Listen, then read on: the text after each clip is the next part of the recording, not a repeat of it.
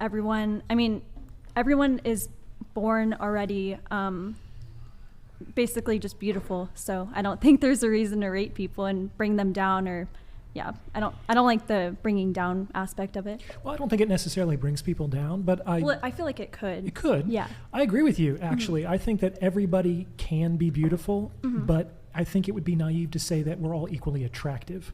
Yeah, I agree with that. Great. The attractive aspect. So I think what we're getting into is sexual marketplace value. So I have some interesting takes on this. Maybe I can share them at this point.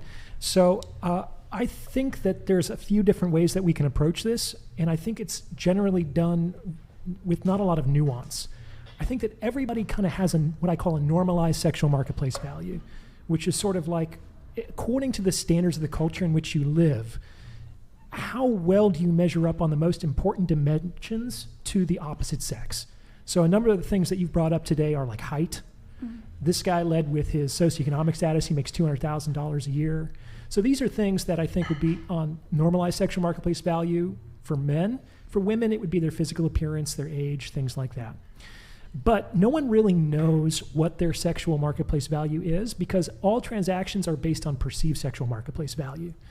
Like, I got a thing for cute nerds. That's my thing. And that's not necessarily what the culture tells me women are supposed to look like in terms of their archetypal beauty. But that's something that's really interesting and attractive to me. And you never really know until you engage a person how they perceive you in terms of your general attractiveness. Just because you don't accord with the socialized, normalized sexual marketplace value doesn't mean that you can't be highly attractive. Or conversely, just because you are 6'4" and you make a lot of money doesn't necessarily mean that you're going to be very attractive to certain women, right? Yeah. But the kicker is that you really only know your sexual marketplace value when you get into a relationship. So it's like, I knew somebody that I was very close to. She was an artist, and she had never sold a painting before. And she started by offering her paintings for $100,000, which, God bless her, I love the courage with that, but it just wasn't really realistic that someone was going to buy a piece of art for $100,000 from an unknown artist. It was only when she began to bring down that price that we got to see what that painting was actually worth. And that only occurred because somebody was willing to pay X amount for it.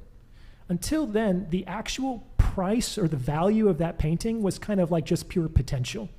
We only really realize worth in the moment of transaction, which can only occur between two individuals. So you're saying, okay, so then let's say the girl gets into a relationship, then how do you determine her SMV from the guy's status? Yes. So I think that you can kind of, in this framework, determine a woman's sexual marketplace value by the normalized sexual marketplace value of the men who are willing to get into a relationship with her, and you can determine a man's male sexual marketplace value by the normalized sexual marketplace value of the women he is able to sleep with. Okay, what if she's gay? How do you determine her SMV? I don't know. I guess you could do it. I think most of these concepts apply also to gay relationships. But I don't know if lesbians are hypergamous. They are really big on commitment. There's an old joke about what does a lesbian bring to a second date, and it's a trailer because she's moving in. So there's takes all kinds, but there is my understanding, a big bent in lesbian relationships towards commitment. Okay. I just feel like in high schools and colleges, like people kind of date people at their school. They're probably like in a similar income range. Sure. So I don't know how you would determine like the SMV of like a college sophomore is dating another college sophomore who are both kind of an equal amount of college debt. And you wouldn't say she has low SMV because she's dating a guy in debt and not getting scooped up by a millionaire, right? So doesn't that kind of make your definition of SMV kind of irrelevant to most dating instances? No, because I think it's based on the context in which you exist. So we can say that people might have a normalized sexual marketplace value for the culture at large, but maybe the culture that and the context that matters most to you is your campus. Or maybe it's even just like the people in your homeroom class. Like there's all kinds of hierarchies within social systems as soon as more than two people start to relate to each other. Okay, so then you would then judge it based off like, okay, is that guy an athlete? Is he like doing well, or like what would be in high school? metrics? Yeah, that's the stereotypical one. It's like who is the big man on campus is the quarterback, right? Sure. Now, does this guy, can he compete with somebody who's 35, makes $1 million a year? Well, it just depends on what the woman is looking for. She might be so involved in that context that she will actually choose the quarterback over somebody who makes, hundreds of thousands of dollars a year. Mm-hmm. I think it really depends on the context.